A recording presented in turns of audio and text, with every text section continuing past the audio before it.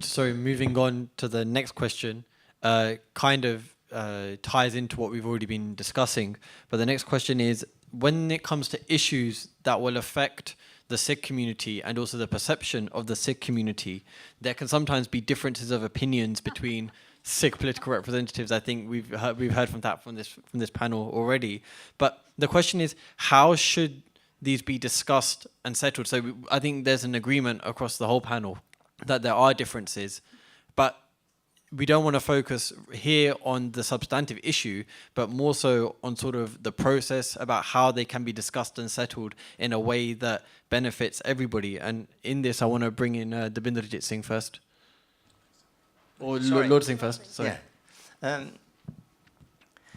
First of all, there are differences and differences of interpretation of Sikh teachings and differences of emphasis on different aspects of Sikh teachings. They are there, they should be respected.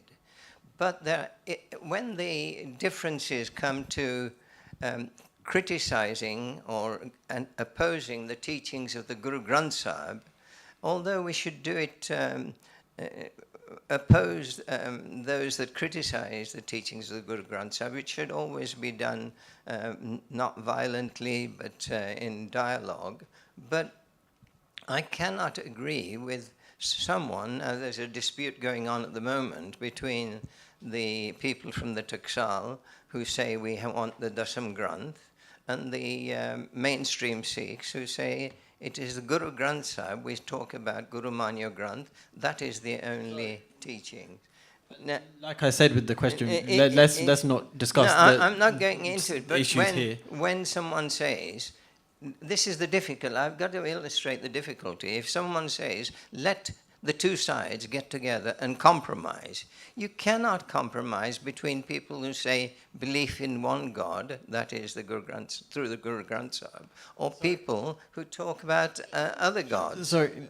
There's no compromise there. Dabinderjit Singh, you come in. I think because this is a Sikhs in politics event, I wasn't really going to talk about internal Sikh matters, but where there are differences of opinion amongst Sikhs about issues. You do have to just give examples, but I'm not going to say what's right or wrong. So, as I said before, differences of opinion are actually a good thing, and all communities have them. And we shouldn't just dismiss that. We should only have one view on specific issues. So if I just give 2 or 3 examples. So the 1984 independent public inquiry, there are differences of opinion. Let's just accept that. There are a sizable group of people that want an independent public inquiry. I'm just one that always goes back to, this is a Sikh PA event about Sikhs in politics. Sometimes we hear too much about just being part of a bigger group, not Sikhs. I'm going to keep on emphasizing, I'm proud to be a Sikh. I'm proud to be a Sikh, and therefore we shouldn't compromise when it comes to Sikh issues. So if you talk about Anand-Karj, there are differences of opinion, but there is only one view, that Anand-Karj can only take place between 2 Sikhs. These are the sorts of issues where there are differences of opinion that get played out in the wider public. So the 1984 issue is one that, you talk to a non-Sikh, they know about it, it's been there. A more recent phenomenon is the issue of Sikh separate monitoring for the census. This has been around for 20-odd years, but when did it become a public issue of dispute? When 140 MPs from across the political spectrum supported Breed to say there should be a Sikh separate ethnic tick box. That's where differences of opinion in the public then can be damaging, because there is a process. The process is ONS consulted in 2015, 2016. Every single Sikh organisation, any Sikh individual could have responded. But actually, when it became a national issue in the papers that there was cross-party support, the Conservatives in 2002, 172 MPs signed an EDM. Theresa May, David Cameron. So this wasn't a party political issue. It was the fact that it's the last census and 84,000 Sikhs wrote other and wrote Sikh. They weren't members of the Sikh Federation or the Sikh Network. They were you. So people were themselves writing in Sikh. So these are the sorts of issues that I think, one, how do we settle these? I think that was the question. And I think we have tried many times to say we need to sit round a table. We may have differences of views, but we need to try on certain issues in the public domain where we're trying to influence governments or political parties, we need to have some form of protocol. We could still have our differences of views to talk about why you can have an independent public inquiry but still have an international inquiry on the Sikh genocide. Why, you can still have a Sikh religious box, which is optional, there's no question about that, so you are still a religion, but if the law recognises you as an ethnic group, why don't we, as a community, take advantage of that? And I think we need to have those discussions. And because Lord Singh happens to be sitting next to me, I remember going to his house with Bhai Amrik Singh, Bhai Narendrajit, more than 15 years ago, explaining the logic behind the separate tick box, and Narendrajit saying, never explained it that way before, but, and I'm very open about this, I know this is going to be broadcast Facebook Live, as we were leaving, one condition, could we give letters from Gurdwaras to put down another Sikh advisor? And we said no. Simple as that. Absolutely untrue. Absolutely untrue. This is the Federation making its own propaganda. We've said we won't go into these issues. There is another side. There is another side of the ethnic monitoring which has not been explained, and I'll leave it at that. Okay, we can. Benji, do you want to comment? Bringing you back to the question, it's about impact and perception by people sitting outside of our community and how differences of opinion are played out, the reactions. Now, I was invited to an interfaith event in Birmingham where people from different faith groups, and we were the basis of the talk was, now it does tie into this, so bear with me. We were asked to have difficult conversations with people from different faith groups. So there was Muslims, various denominations of Muslims, Sikhs, various denominations from the Christian faith, the Hindu faith, Buddhists, and Jews, so forth. And we had one section where they put pictures up of controversial moments in history for all of the faiths that were in that room. So we went round and what we thought about those and how they made us feel. So from the Sikh perspective, there was the attack on Harmandir Sahib, the 1984 genocide. Then there was a picture of a news headline about the protest that took place on the anniversary of September the 11th and the protest and all the media surrounding that. That to me was quite shocking because they had nothing else other than that.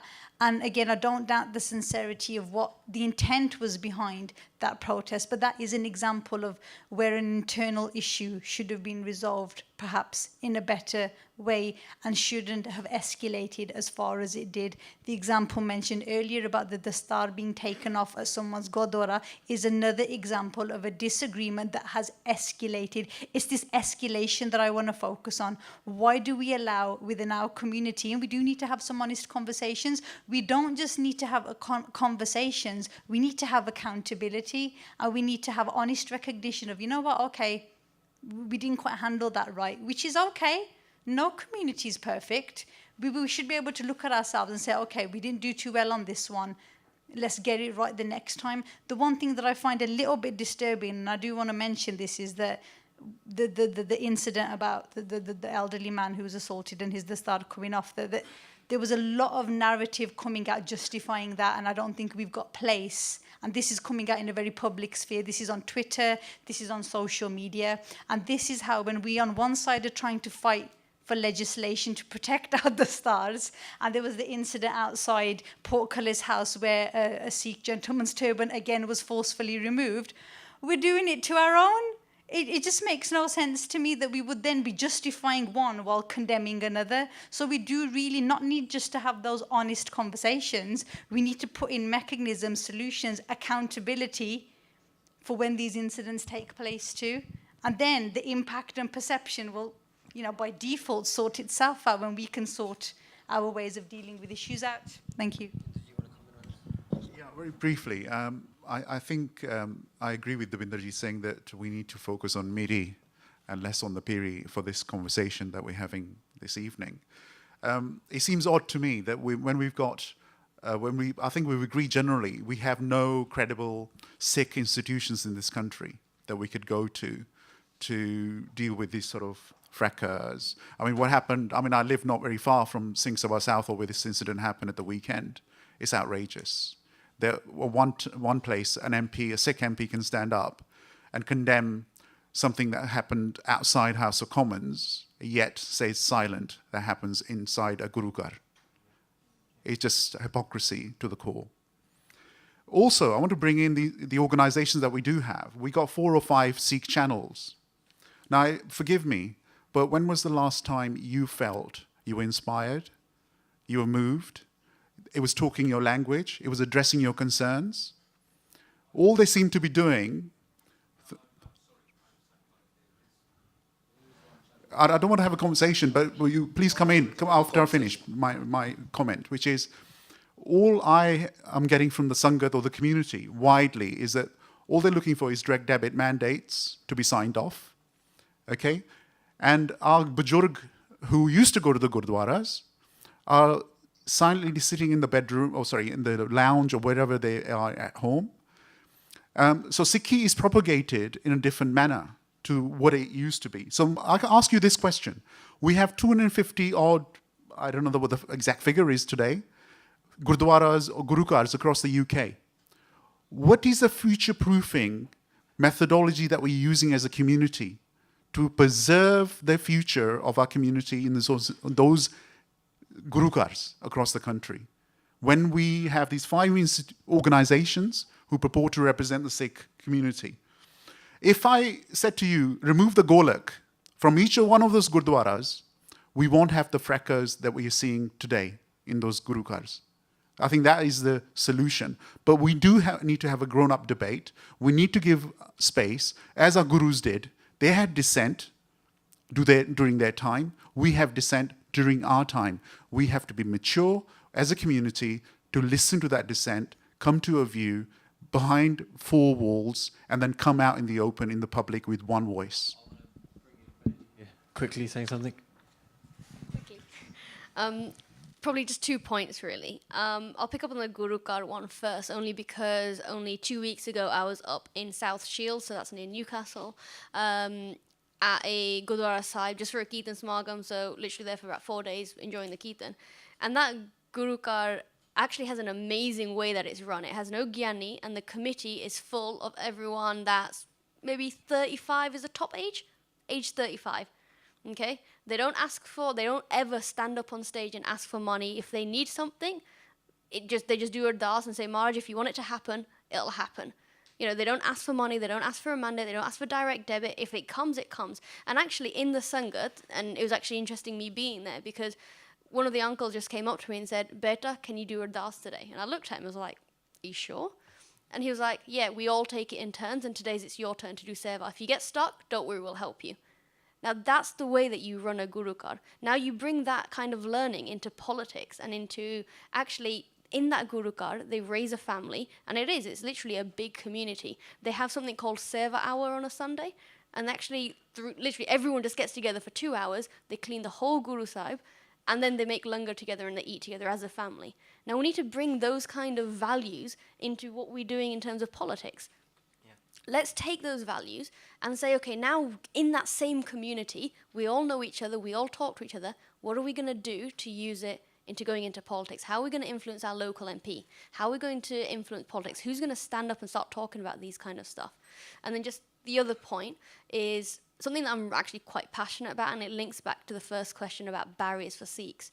We need people to get off having hidden Twitter handles and Facebook handles and basically just spouting out a load of nonsense.